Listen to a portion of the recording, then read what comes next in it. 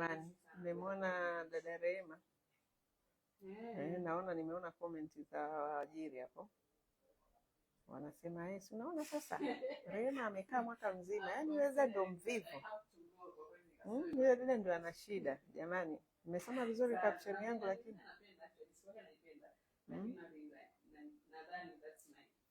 caption yangu niliyoweka kwa Rehema mmeisoma? Maana naona tu mmerukia. Unaona sasa, yaani huyu dada ndio dada sasa. Dada Rehema ndio dada, yule mwingine mvivu. Nini sauti? Hamna sauti? Sauti hamna? Vipi, sauti ipo hamna? Naona mtu anasema sauti hapa.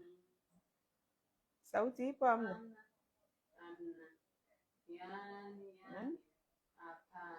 Sauti hamna? Ipo sauti ipo. Nasema hivi, nimeweka posti ipo, asante. Nimeweka posti ya Rehema, dada aliyemaliza. Nani abadilishe simu? Nani abadilishe simu? Anyway, nimeweka posti ya Rehema. Tulikuwa tunafanya naye content, kamaliza mkataba. Mpaka kwenye content yetu ya kumaliza mkataba, Rehema akusema kama katika watoto watatu waliokuwa na walea kulikuwa na mmoja mwenye changamoto. Lakini kwenye caption nimesemaje? Hawa wadada design ya kina Rehema ambao hawakulalamika. Huyo anayesema sauti hakuna. Abadilishe simu Wewe usienisikia. Sasa anisikia, hata nikimwambia badilishe simu sio atasikia wapi. Lakini labda atakuwa amesoma. Atakusoma wewe ndasi. Okay? Kwa hiyo jamani, mimi nimeandika vizuri. Nimemsifia Rehema, nikampa maua yake, nikasema kabisa wadada kama Rehema kuwapata, inabidi upate wadada 100 ili umpate dada mmoja ambaye ni aina ya Rehema.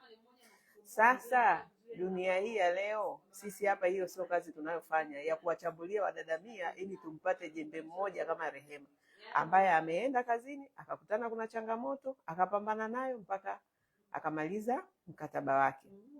Hapana, kwa kweli.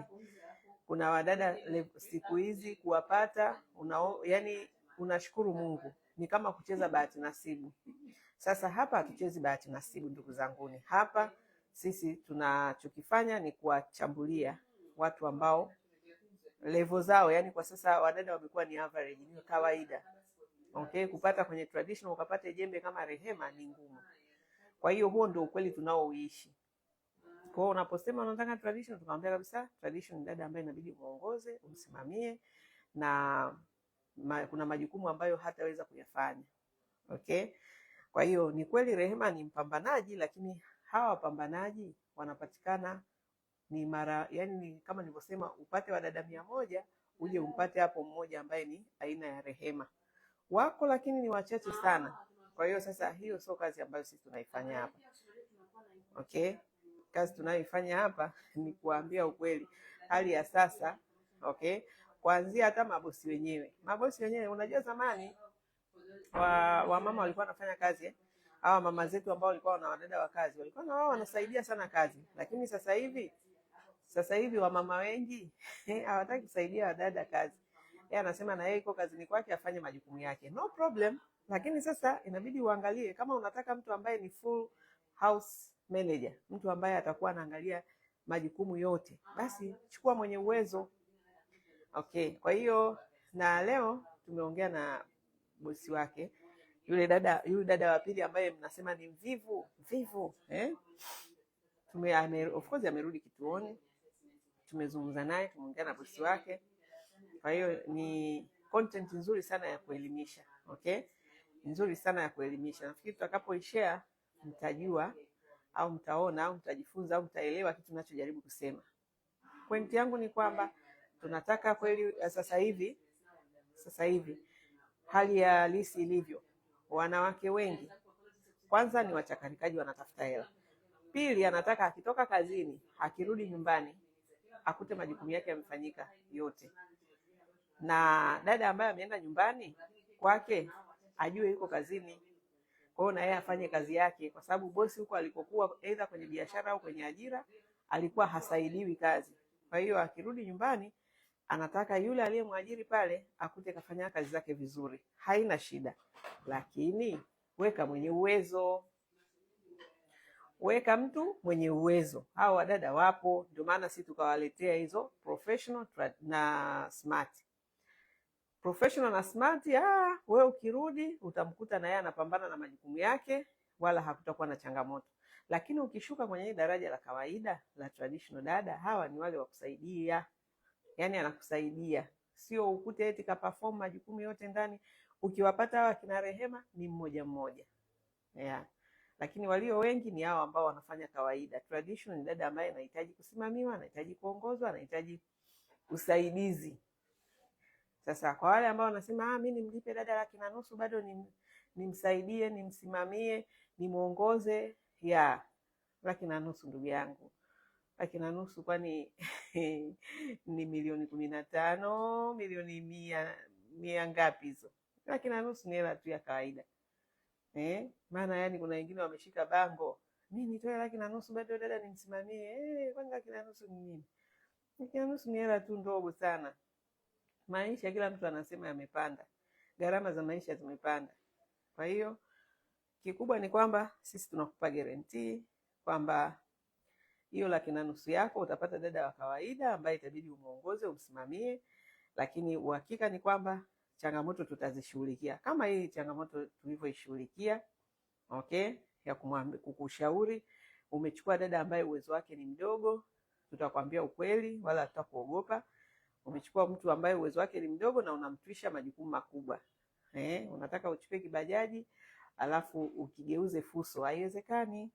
Huo ndio ukweli utakaobakia mchungu, ambao baadhi yenu hamtaki kusikia, kwa sababu mnachoangalia ni naangalia gharama. Lakini kama unaangalia thamani, utaangalia ukweli uhalisia kwamba huyu kweli uwezo wake ni mdogo.